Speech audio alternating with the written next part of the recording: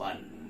Kulapho sikhona ke namhlanje apho sikhona phulaphula ilizwi FM incwadi yeGenesis sahluko se-45 uyibeke kuloo ndawo sikuphi kula vesi yesithathu amazwi nje athi ndinguYosefu.